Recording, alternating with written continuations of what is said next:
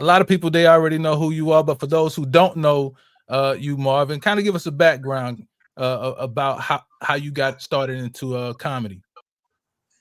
On a dare, a friend of mine, friend of the family, took me to a comedy show one night and kept insinuating that I do comedy. Then they signed me up in an open mic night, and I didn't know. And when I was sitting there, it was they would let 3 people go up. The 3 people would do 3 minutes each, and then they start the show. So the last of the 3 people, they said, "Well, this the last open micer, his first time on stage. Give it up for Marvin Dixon." I looked around and said, "Somebody got the same name as me."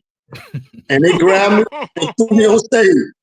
They grabbed me and threw me on stage, and I just went off my head. And my friend said I did that because when we're together, you so funny, quick-witted off the dome. We figured if you said and wrote jokes, you would have been thinking too hard.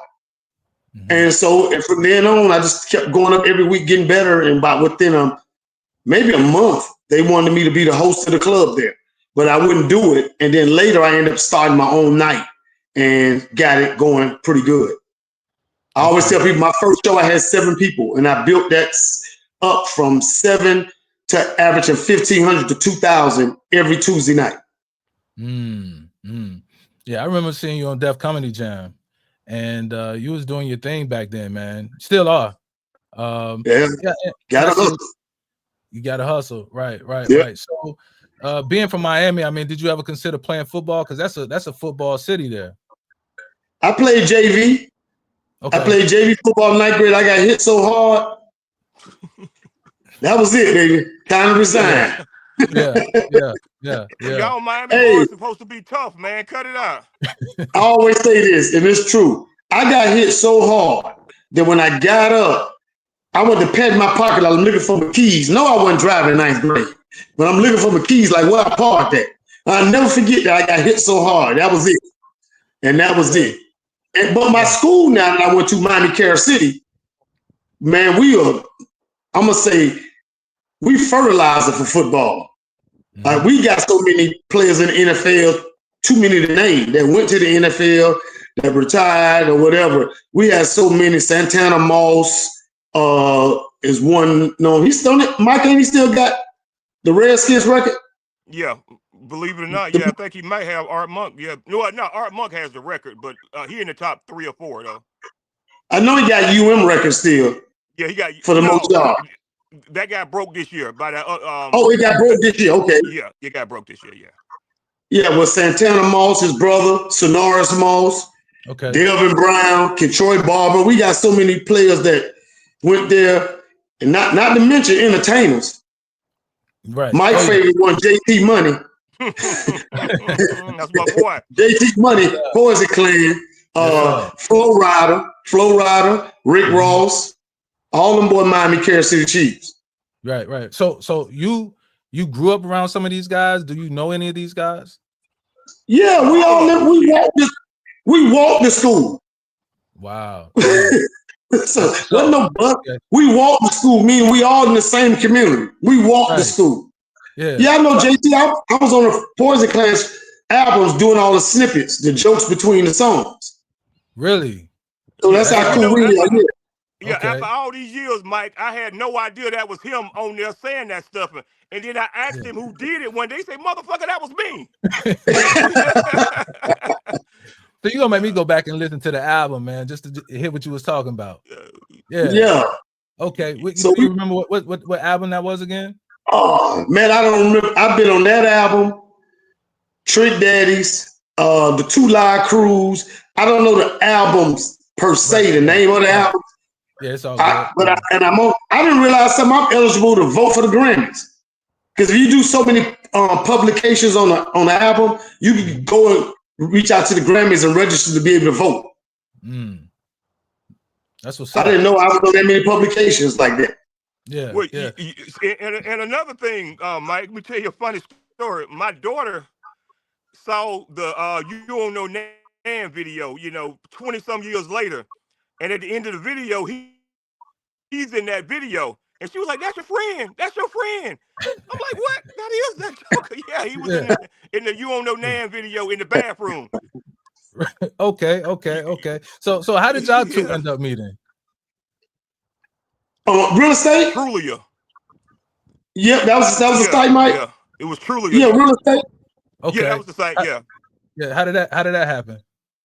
I was looking to move to get a house, and Mike reached out. He found me on Trulia. Yep. And we reached out, and then we had a lot of common sports and all that, and stuff like that. And being from, Thomasville being right across Florida line down the street, we just formed that bond, man. Been cool ever since. Yeah, about 13, 14 years now. It's been a minute. Yeah, been cool ever since. Yeah. I was doing some back, research on you just a tad bit, just to be a little bit more familiar about what you've been doing lately. And so I see you've been doing radio shows, and you guys residency down in Tally. But I also saw an interview that you did where you was talking about that you fell off a ladder. And and fractured my feet. I had to learn how to walk again. Man, I told him to wait on me. I'll be back. I had to go to my storage unit to get the ladder. He damn sure did. It was you that he was talking about in that interview. Well, what he said? You're the cause. He didn't say he was talking about you, but you're the reason why he had that ladder. Yeah, I was the reason. I brought the ladder to him, but I told him I'll be back. I had to go drop some supplies off to a job site. Yeah. And I told him I'll be back. Just hold the fuck up. And then probably about 10 or 15, oh man, I done failed. Oh, I'm like, what? Yeah. Man. My boy was yeah. So I had to learn how to walk again. How long did it take? To be honest with you, here it is now. That's been a little over 2 years ago. That's been longer. And I said a little over 2 years, less than 3 though. And the doctors told me it'll be 3.5 to 5 years till I could walk again without assistance. I mean, usually I'm gonna have to still use a walker or a cane. And I was done with that in a few months with no assistance.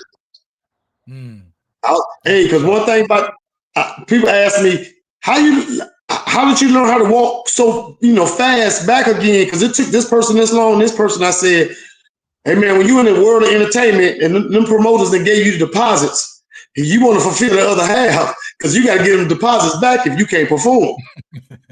Right. I had some shows to do. I said I got to tell these jokes to pay these notes. I understand. Yeah, because he had like 16-foot ceilings, and it was a damn swing up there. And so I told him, man, I'll be back. Just give me a few minutes. He was at Publix. I remember just like it was yesterday. I dropped it off. I took the big ass ladder too. Yeah, what happened was I was supposed to came home later anyway. But I got home way earlier. And Steve was there. I said, let me go ahead and knock this out. And I went up there and just bust. I always tell people, I just bust my ass, man, got hurt. I missed the first step and my leg got caught. And it was, but I have a glass like awning thing in there. If I'd have hit that, I'd been paralyzed or dead. If I'd have hit that. Yeah. So I always take the good with the bad. I say, man, it could have been worse. I could have been in a wheelchair or deceased. But I'm blessed. I'm walking again, doing everything back like I was. Like I could do everything again, run, jog. I'm good.